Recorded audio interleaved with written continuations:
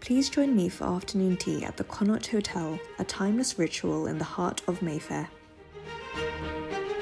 The hotel first opened in 1815 as the Prince of Saxe-Coburg Hotel, but the name was changed in 1917 to the less German Connaught, after the title of Queen Victoria's third son, Prince Arthur, the first Duke of Connaught.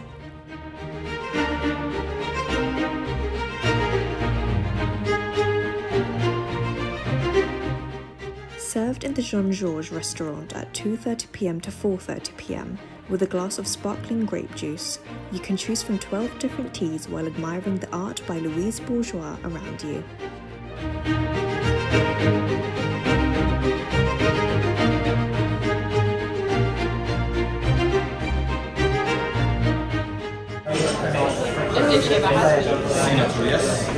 Thank you.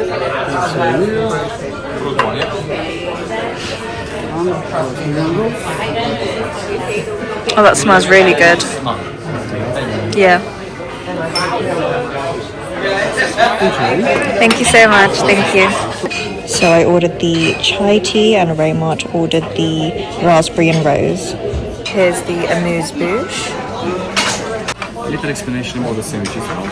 Our Thank chef you. suggests to start at the bottom. We start with cucumber, poppy cream seed, fresh dill and capers, followed by egg yolk, truffle mayo and whole grain mustard. The third one is smoked salmon avocado puree, ginger sauce and red radish, followed by bronze turkey, harissa cream and cabbage remoulade.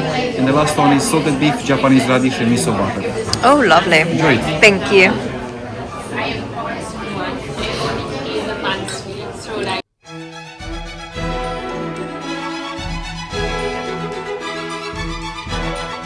Raymart and I got second refills. Oh, that's my leftover. But we got seconds for the sandwiches.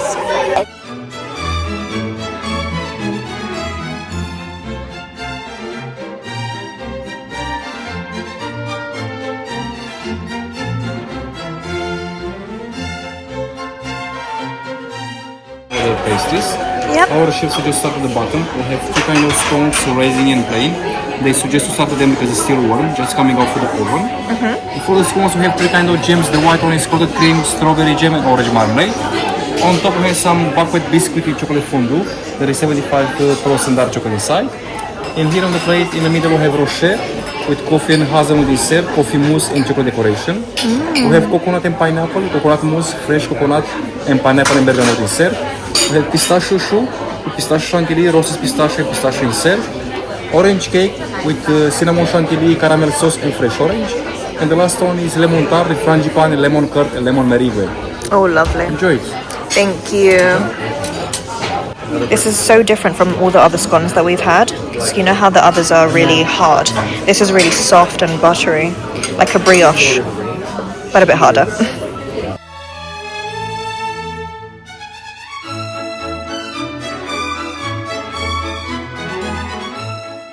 You have a 2-hour window to enjoy your afternoon tea for £85 per person on a normal day, or £95 per person for Valentine's Day, which is when we visited, not including the 15% service charge.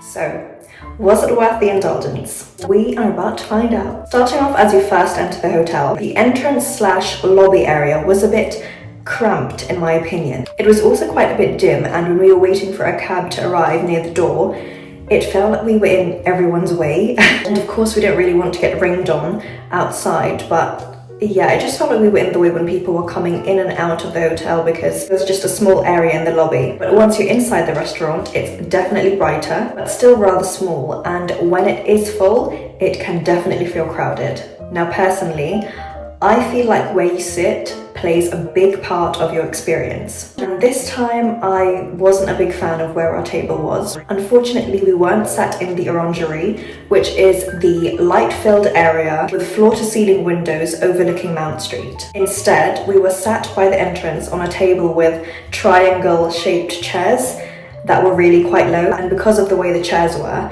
we were sat back to back with the other people on the sides of the triangle. Therefore, we could hear everything that they were saying and they could hear everything that we were saying. And that's also the main reason that I didn't really capture much footage, just because of the people around me, and I wanted to be respectful of that. So if you are looking to book a table for afternoon tea, it's worth requesting a table in the orangery. Another thing regarding the surroundings is there wasn't any live music, and that's one thing that I absolutely adore when going for afternoon tea. However, I must say the service was very smooth. The staff were great, attentive without being overbearing, refilling our cups before I even noticed that they were empty, and we definitely didn't have to wait long for anything. But on an important note, we didn't feel rushed at all. Speaking of tea, they didn't have a separate tea strainer. In all fairness, they didn't use tea bags.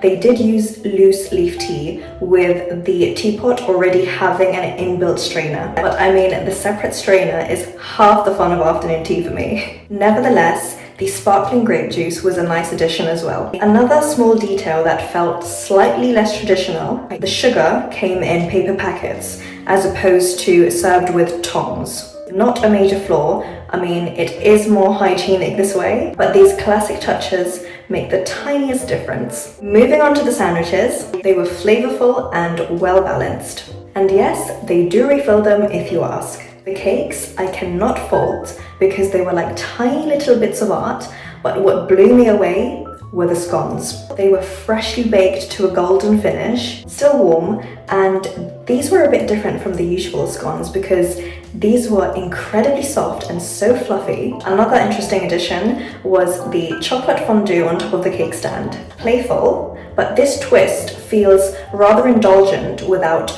overpowering the rest of the experience. Now, the dress code is smart casual, but the feeling is more elevated, but not too stuffy. You'll definitely fit in whether you're celebrating something special or just popping in for a nice afternoon tea while doing some shopping on a slow afternoon. It's not too formal like the Ritz, but they do give you a number to store your coats in the cloakroom, which is a really big bonus for me because I don't like sitting next to my coat and having people potentially spill stuff on it or even on the back of my chair. So yeah, that's a big plus from me. It's not the most traditional afternoon tea, but it is very thoughtful, contemporary and relaxed, and people around us did look like they were having a great time. I think it is nice to have unique little aspects that differentiate from your traditional afternoon tea sometimes. Anyway, that's all for now, but there's always another journey around the corner, and I do hope you'll come along with me wherever it may lead.